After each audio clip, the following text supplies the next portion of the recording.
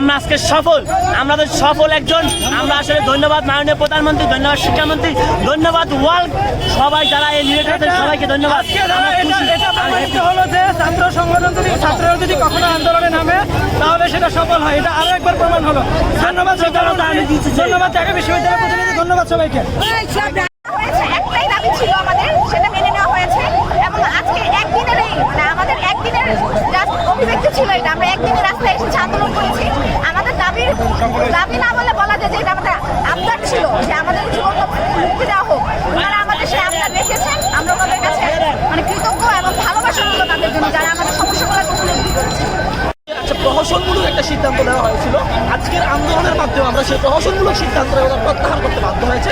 এক্ষেত্রে হচ্ছে আমাদের ফ্যাশন জোন থেকে আমরা আশা করি আমরা মুক্তি পাবো। আমাদের আন্দোলনের একটু সফলতা যে আমরা পরীক্ষা দিতে পারবো এবং পরীক্ষা দিয়ে আমরা আমাদের ফ্যাশন জোন থেকে মুক্তি হয়ে আমাদের শিক্ষা কার্যক্রম স্বাভাবিকভাবে হতে পারবে।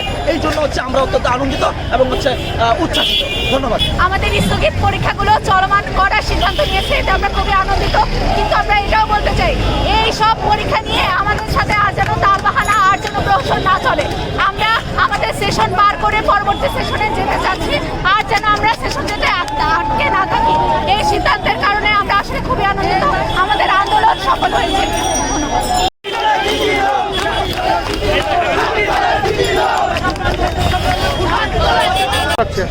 আমরা অসংখ্য খুশি, আর কিছু বলতে চাই না, আসলে কিছু আসতেছে না, ভাষা নাই আমাদের কোনো। শুধু আমরা খুশি, অনেক খুশি। আর আমরা তবে আমরা অনেক ধন্যবাদ জানাই শিক্ষামন্ত্রীকে, ধন্যবাদ জানাই মানে এরকম প্রোগ্রামে না ফেলে আসলে আমি এটা চাচ্ছি। একটা অনুরোধ রইল আর কি, যেন পরবর্তীতে এরকম ভোগান্তিরা আমাদের আর না ফেলে। এটা আন্তরিকভাবে আমাদের সবার পক্ষ থেকে একটা অনুরোধ।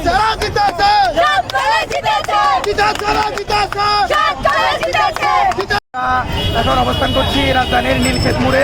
আমরা কিছুক্ষণ আগে মাত্র আমরা নোটিশ পেয়েছি আমাদের যে চলমান পরীক্ষাগুলো স্থগিতের আদেশ নোটিশ হয়েছিল, যার প্রতিবাদে আমরা বিক্ষোভ মিছিল করছিলাম রাস্তা অবরোধ করে। কিছুক্ষণ আগে আমরা জানতে পেরেছি যে আমাদের পরীক্ষাগুলো আবার বহাল থাকবে এবং আবার চলমান থাকবে। আমরা অনেক খুশি।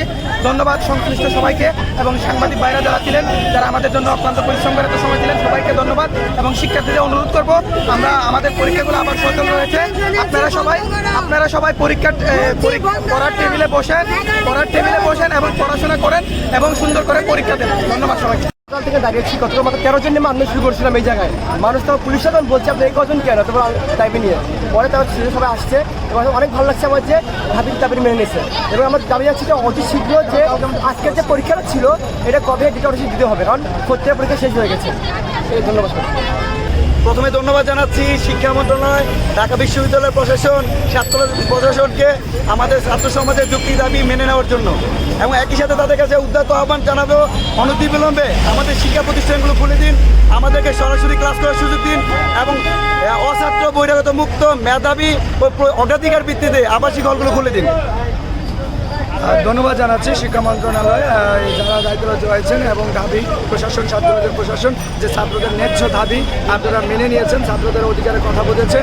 একই সাথে দাবি জানাচ্ছি যে আপনারা হলগুলো, আবাসিক হলগুলো আপনারা খুলে দেন এবং সরাসরি শিক্ষা প্রতিষ্ঠানে ক্লাস দেন। ছাত্রদের যে গ্যাপ রয়েছে এই গ্যাপগুলো যেন আমরা পূরণ করতে পারছি। অনলাইনে যে ক্লাসগুলো নিচ্ছেন আসলে সেগুলো পর্যাপ্ত না।